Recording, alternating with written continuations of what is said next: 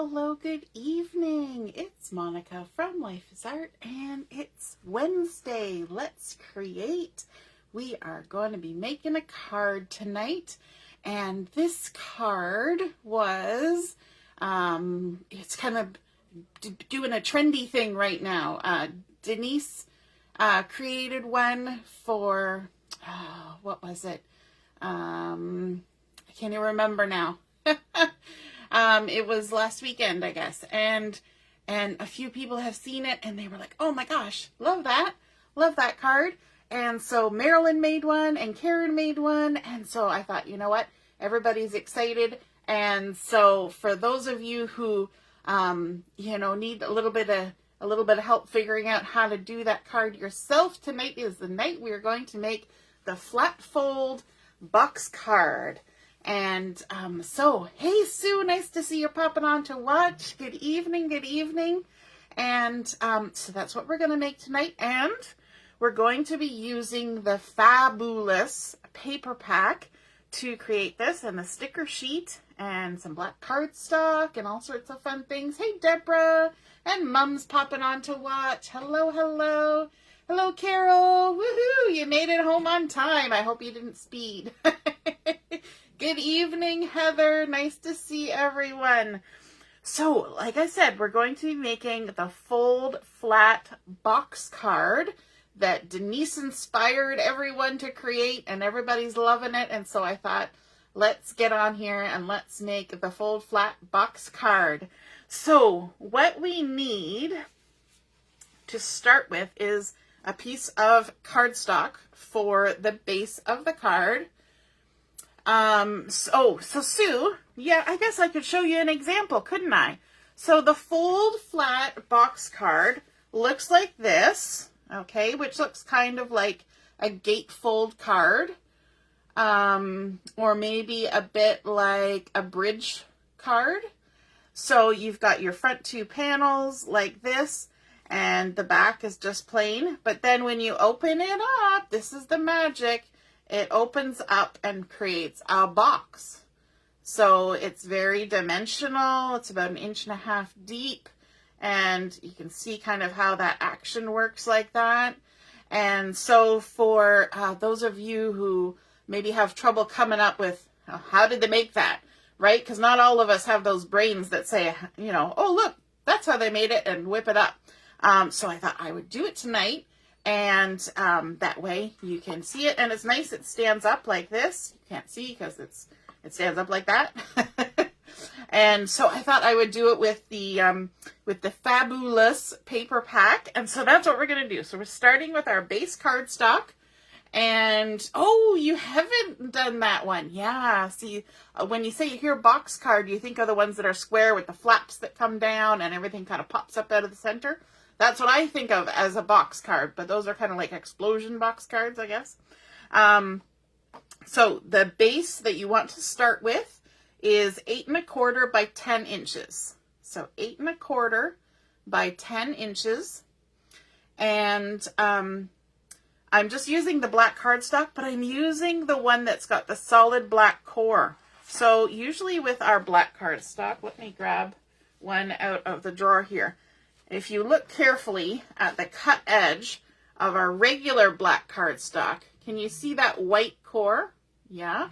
So the black core cardstock is black all the way through. And so that's really fun when you're doing a project where you're folding the paper, because if you're folding black cardstock and you really go at it with the creasing and everything, then you end up sometimes seeing like little crinkles of that white core coming through, which is a very cool look.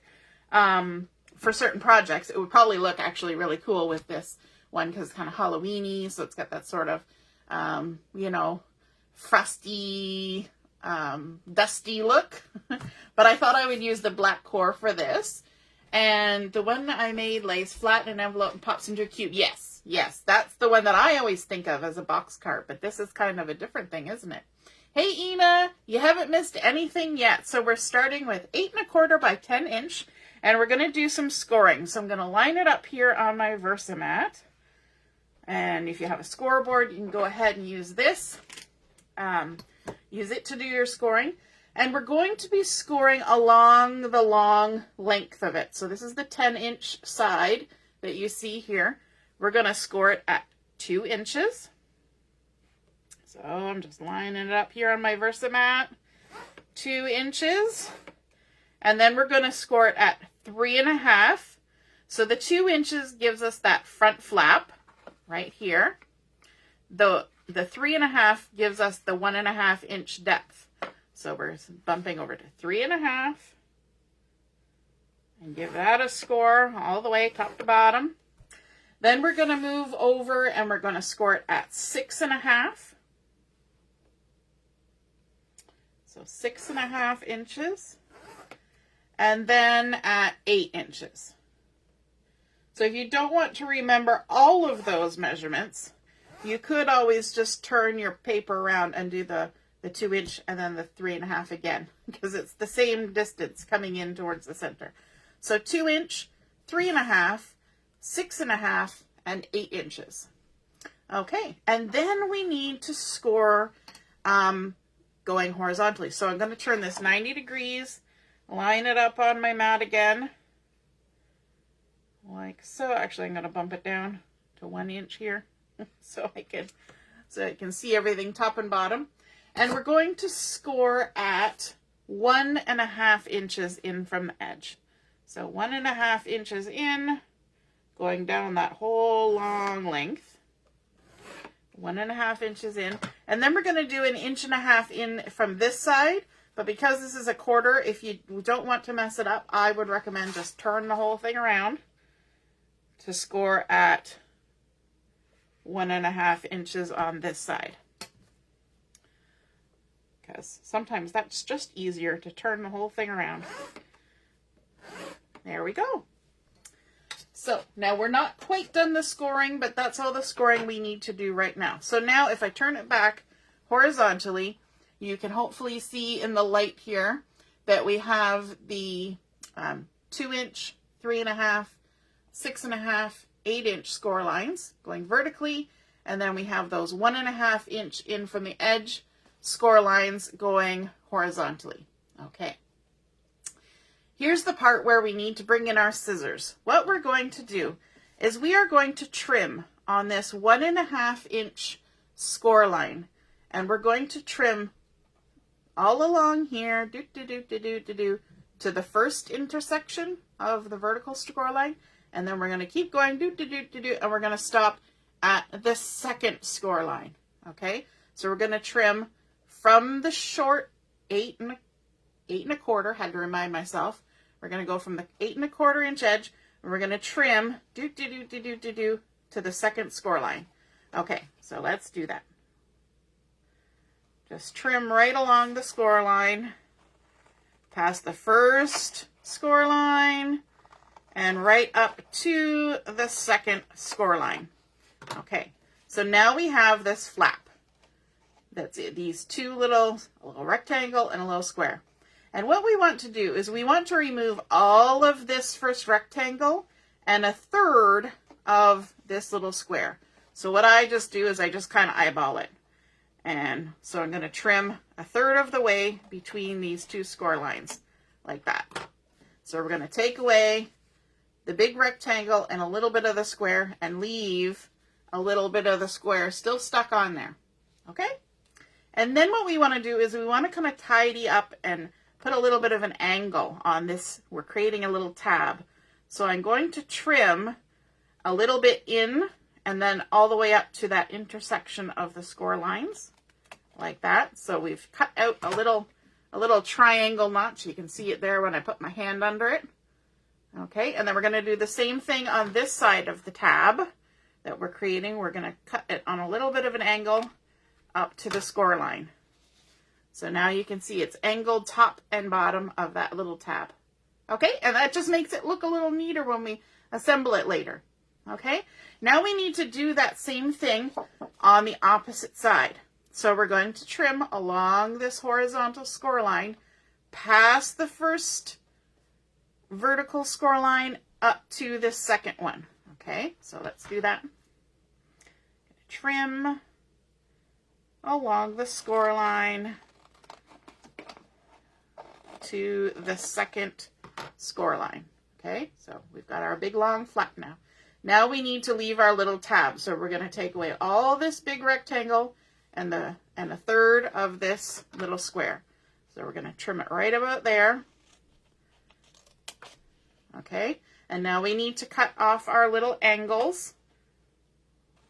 So there, angled that side of our tab, and we're angling this side of our tab. Okay, so that's what we've got so far. We've got our two little tabs with our centerpiece still all attached. All right, now we need to do the exact same thing up at the top. So we're going to turn it around, and now it all looks the same. We're going to need to trim the same direction. We're going horizontally along this score line. I'm going to speed up a little bit now because you've seen me do it twice slowly. We're going to trim all the way to that second score line. We're going to trim off the rectangle plus a third of the little square, like that.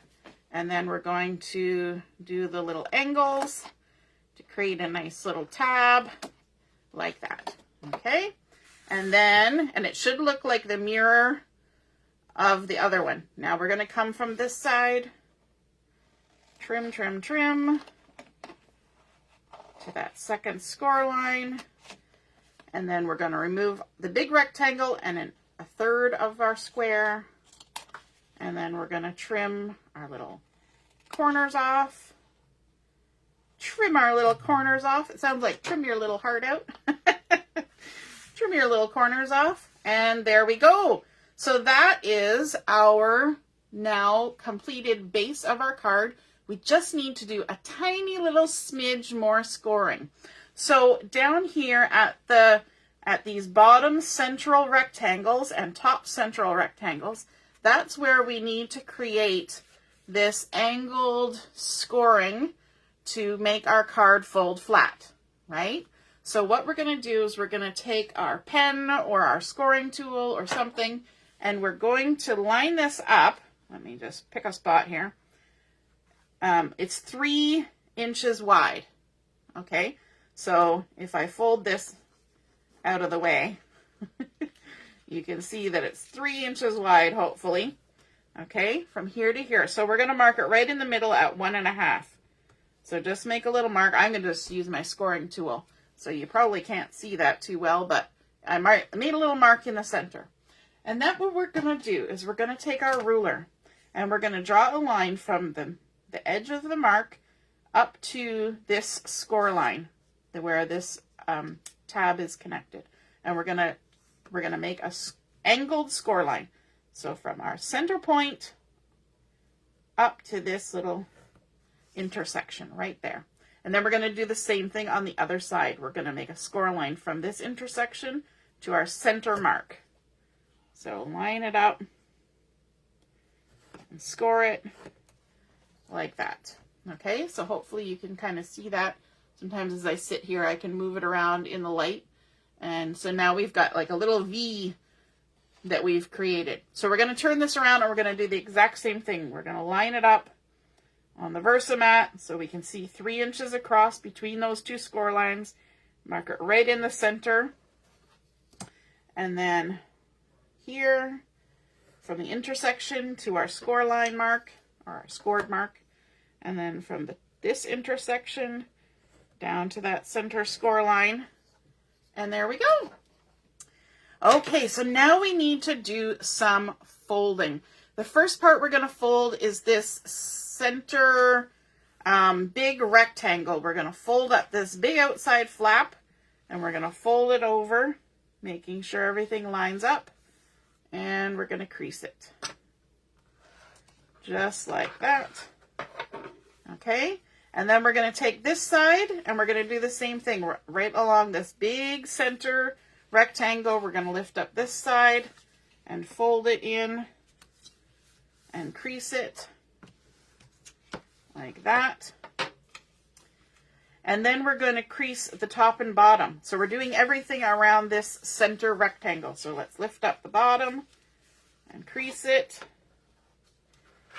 And you use your bone folder or the handle of your scissors to give that a nice crease. Then we're going to lift the top and fold it over. So everything's getting tucked in towards the center, all around that big center rectangle. Okay, now we're going to pick up the whole thing. We've done all these crease lines here in the center, and we're going to flip it over to the back side. We're going to the back side. And now we're going to fold on these crease lines that are over here. So this kind of folds. You got to kind of look at it and see where you're going. So we need to fold this side back. All the other crease lines we folded to the front. This time we're folding it to the back. Okay? And then we'll get the other side. And it's that first 2-inch score line that we created. The very first one. And fold that back. Okay. So this is actually the back of our card, right? You can see the shape kind of coming together. So these are the two pieces that pop out to create that cool effect. And so that's why we had to fold these ones back the other way. So it's very similar to making the bridge card where you put a piece in between. Okay, now our little angled bits. What we need to do for these. So step by step, we're going to fold it back in. Okay, so it's flat against the big center. Then we're going to take this side and we're going to fold it on that angle. So it comes up like this and sticks up out the top, just like that. Then we're going to take this other side and we're going to fold it on its angle, like that. So this top bit sticks outside. Then these little flappy tabs, we're going to fold them back down. So it's kind of like accordion folding almost, but with an angle in the middle. Okay, so then it kind of looks like little puppy dog ears that are happening here. We're going to do the same thing at the bottom. We're going to fold it up. Actually, maybe I'll turn it around so you can see the same process. Okay, so we've got our tab. We're going to fold it down into the center. Then we're going to come up on the angle so it sticks out above the top. Then we're going to take the other side and fold it up on the angle so it sticks up. They're not necessarily going to be even because I didn't measure. I just eyeballed the tops when I was trimming those tabs, right? And then we're going to fold both of the little tabs down on their crease lines. So there we go. Give everything a good squish. And then we have our little flippy flappies with our little nose. It looks like a little puppy dog, right? Flippy ears and a little pointy nose. Okay, so now we need to do some decorating because it's a lot easier to decorate this when it's flat rather than when it's all turned into a box. So for the very center panel here, I've got this gorgeous black and white dot from the Fabulous Connect collection. And this piece is 2 3/4 by 5. So 2 3/4 by 5. And I just realized that my thing is probably not picking up your comments. I apologize if I haven't been doing anything. I haven't been acknowledging. There we go. Okay, so 2 3/4 by 5, and so it can be any pattern paper. And when Denise did hers, she did a really cool pattern inside. And when Marilyn did hers, she had sort of like a little scene happening. And Karen's, oh my goodness, all so gorgeous. You guys are so creative. And you can even just lay those back down flat. You want to center this in the inside panel. So in between all the little score lines, and you will have a little 1/8 of an inch kind of all the way around of your base cardstock showing. So there's our nice little panel in the center. And then we want to decorate these outside flaps, okay? So we're going to be doing these ones. We're actually going to ignore these inside ones because it works with the papers that I'm using, but you can totally decorate those, okay? You just have to figure out what your measurement would be. I know Marilyn, she had her paper going all the way across, so she cut different panels. Now, when you're cutting your piece for the front, you need 2 pieces that are cardstock that are 1 3/4 by 5. So 1 3/4 by 5" tall. But the pattern paper is 1 5/8. I know Ina's going to love me for that. 1 5/8 by 4 7/8. Okay? But you want your pattern to kind of flow from side to side. So you want to cut them from paper right side by side. In fact, you could even cut the full size that you need and then trim it right in half. Okay? So if you were doing that, then it would be 1 5/8 plus 1 5/8, which is 10/8, which gives you 3 2/8, 3 1/4. So 3 1/4 inch by 5, and then trim it right in the half at 1 5/8, so that you have a pattern that goes across. If it's a pattern paper, right, that makes a difference. So I decided for this one to use the new color of the year, the Melon cardstock, and then I'm layering it up with the same pattern paper as the other one, because I think it's fun, just all these cool potion-y bottles. So I've got my pattern paper, which is 1 5/8 by 4 7/8, and I'm going to center it onto my Melon cardstock, just like that. And oh, I missed a step. I did the same thing with my other one. You know what? I'm going to skip it. But on my other one, I actually inked the edges on this because I thought it kind of gave it a little bit more separation. It's okay. The Melon actually stands out a little bit more, but that's something else you can do if you remember to do it before you stick it down, because you get so anxious and you want to stick it all together, right? So this is Melon cardstock, again, is 1 3/4 by 5 inches. And just going to line that up so it's centered in the first panel. And then I've got another piece to go on the other side. Same dimensions. And again, this pattern paper, they were cut off of the same sheet. So see how the pattern matches there coming across? So there was a gap because, you know, we've got the split and the cardstock and everything. But it just kind of looks nicer. And especially this one, because it's got rows of bottles going across. You wouldn't want to have it like one here and then this one here. It would look funky. Maybe funky is a good thing, but I think it would look a little bit too funky. In not a great way. There we go. So there's our 2 panels for the outside. And then we are going to be decorating with some stickers. So for this one, I added the candelabra and this cute little thing that says ghouls just want to have fun. I think that's supposed to look like a headstone. And then some fun little cluster of pumpkins. So just super simple, easy with stickers, right? So let's bring in our sticker sheet. And this one has the cute little cat. Isn't that just a sweet little cat? And this little cauldron. So I thought I would combine the cat with the cauldron. So I'm going to have to peel them off because this is kind of a narrow, a narrow spot. So I want to make sure it's all going to fit. So there we go. We're going to bump the cauldron up a little bit so we can still see it. And I'm kind of a crazy person, and I like to cut out these little bits on stickers. So sometimes I do them before I take them off the carrier sheet and I use my X-Acto knife. And other times I wait until I've got it off and then I just use my scissors. And I didn't do that one very great, but it is what it is. And just leaving that halo of the sticker paper like so. And oops, I didn't cut it all the way.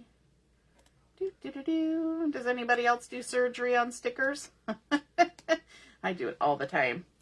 All the time. You know me, I gotta fussy cut something. So then we can stick our cute little kitty on here. Maybe down like that. He's looking up, kind of thinking about what all the goodies he can put in there. And then, let me see, I think we'll have our little book. Because he's creating something funky in there. And maybe he's actually creating, the recipe for cotton candy. Candy corn. Candy corns. So let's add a few little candy corns down there like that. And maybe another little sweet treat We're just layering up our stickers. How fun is that? I thought about sticking a bat in there too, but I think we got enough going on. We still need to see some of the pattern paper. So now we need to stick it together. And sometimes when you see this pattern done, they attach these flaps on the inside of the box. But I would actually prefer to have my flaps on the outside so that when you're looking in at your design, it's nice and clean and neat. So what I like to do is I'm going to fold it down so the little point is tucked in like this. And then I'm going to apply my adhesive to these little flaps that are sticking up. Let me just grab my tape. So just on the flappies, the tabs, those little ears that are sticking straight up. I haven't got them folded over this time. I've got them sticking straight up. And just going to go ahead and stick some tape on there. Do-do-do-do. Ina's like, you just had to do 8s. No, I couldn't change it just for you. Sorry. That's okay. You can, if you don't want to do the 8s, then just cut pattern paper and skip the layer of cardstock and just cut your pattern paper to the size of your cardstock. You can totally do that. Not a problem. And then you could just ink your edges of your pattern paper to add, if you want to add a different color. Okay, so we're going to push down these little triangles. And we're going to remove the sticky backing off of the left tabs. So the top left one, like that, and the bottom left one, like that. And we're going to hold those little triangles down, the little noses of our little doggy ears. Okay, so our little flaps are up and down. And then we're going to take this whole panel and we're going to lay it flat. We're going to fold the whole thing in like this. Okay, you don't necessarily care about this end, but just this side needs to be flat. And then you're going to push these tabs down and push this tab up. Make sure that this is nice and flat. It's not kind of bulged up. And fold that flap down. And there, we've got the left side of our box all stuck together. So now we're going to just kind of squish that down flat and open these back up, holding those triangles, and we're going to remove the backing off the right side. There we go. And this one too. And then at the bottom. And if you were worried about how sturdy the tape is, you could definitely use red tape for this, or some soup wang tape, or whatever kind of really sticky tape. You could also use liquid glue, but I'm impatient. Yeah, putting the tabs on the outside makes sense to me too, right? Because it's kind of hidden by everything. So now with these points held down, which, you know, they kind of bump up if you don't, keep your fingers on there. Make sure your little tabs are sticking up and down. And then we're going to fold this whole side in and make sure that this part of the panel is nice and flat, where you're going to fold down the tab at the top and fold up the tab at the bottom. And ta-da! Look at that. There's your box, fold flat box card. And look at that. Spring, spring, spring. You know what? I bet there's even people who make it this way and have this side decorated, because it's just kind of fun. But, you know, we need a little bling, because we can't not have a little bling. I think it just requires it. And you might agree with me or you might disagree, but that's okay, because it's my card and I'm going to put some bling on it. But I will caution you. This is why I use stickers. You could use things that you die cut, but I didn't use any foam tape or dimension on the inside, and I didn't put any bling, because you want this to be able to fold flat. And if you put too much stuff in there, it's not going to fold flat. Okay? So we're going to reserve the bling and things for the outside. And you could even add a sentiment on the outside, all sorts of things. So I've got my little clear sparkles here. So I'm going to add, let's add a little sparkle right in the center of the label on that bottle. And maybe one down here on this bottle label. And then we'll do one up here on this one. Just a little bit of bling. Just a little hint. Nothing too major. Now this one, actually, I don't have a sentiment on it, so it would be good. I think I had sort of thought about adding maybe the trick or treat. So we could do that. We could just add this on the front of the card, like that. Add a little trick or treat, like so. We could even add a little candy corn beside it, or a little candy. Yeah, maybe a little candy corn, just to kind of give it some oomph. So there's our little candy corn and our little treat. There we go. There's our trick or treat. How cute is that?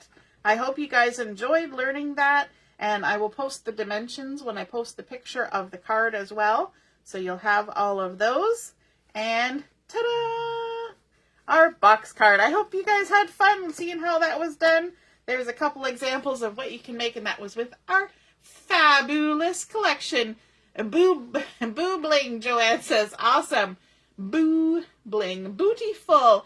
Wonderful. All right. Have a wonderful evening, and we will see you again soon. All right. Toodaloo. Bye.